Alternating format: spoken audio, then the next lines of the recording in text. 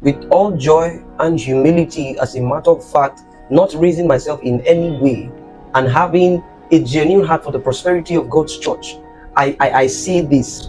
I believe one of the things that have plagued the church in these times, amongst the many things, is the fact that we have repeatedly, will I say, neglected or disobeyed the concept of discipleship. All right?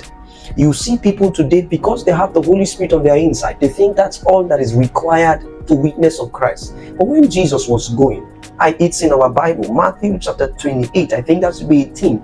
He was talking to them. He said, go ye into the world and teach the nations. Go and witness.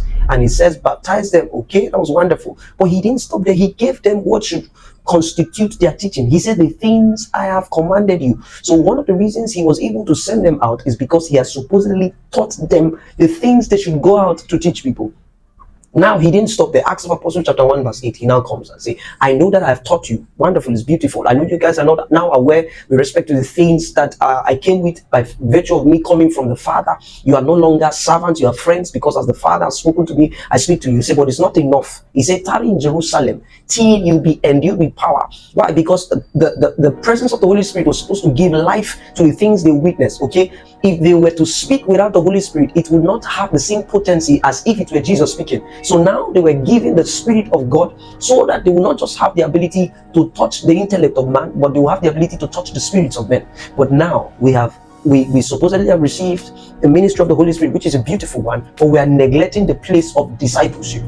Even our beloved Paul in the scriptures, the Bible, during his encounter with Jesus on the way to Damascus, after then one would think that by virtue of the light and that level of encounter, he should go straight into ministry. But the Bible made us to understand that he was sent for almost 2 years to where he learned the ways of God. Like it or not, as long as manifestation from God's perspective for you is concerned, you must find a man. There is someone God has placed his ministry there to be a blessing to you, to cause you to learn the ways of God.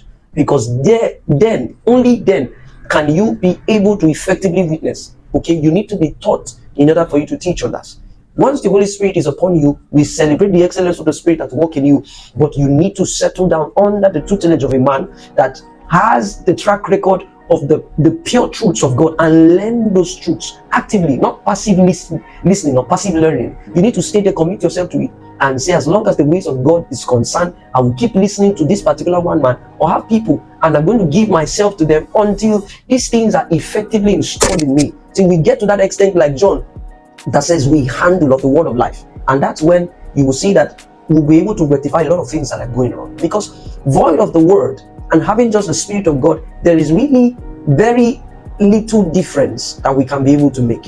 But once we are taught, and Jesus was even talking to them when he was introducing the ministry of the Holy Spirit I think that should be John chapter 16. He told them that I'll send you a comforter. And what did he say it will do? It will bring to your remembrance the things I have taught you. Jesus, in as much as he emphasized the ministry of the Holy Spirit, but if you check very well, he was making clear emphasis. He also made emphasis to the things I've taught you, the things I've taught you, the things I've taught you, the things I've commanded you teach to these people.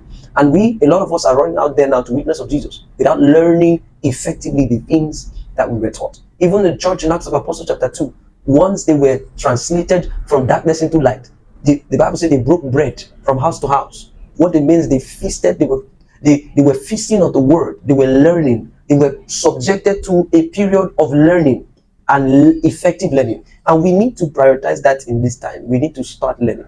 Oh God, if we're going to be able to give something substantial to the coming generation, we need to have people that are sent by the word and by the Spirit of God. Okay, so don't prioritize any above the other. You need both of them actively working in your life. So subject yourself to discipleship. Find a man, put yourself under that man, and receive the teachings, the impartations that you should receive, that should commission you for the work. Even your Jesus had to go to John the Baptist for him to baptize him. So why won't you subject yourself under somebody that God has actually prepared, that should be helpful to your ministry as his child and as his witness, ambassadors upon the face of the earth? So give yourself to learning and effective learning.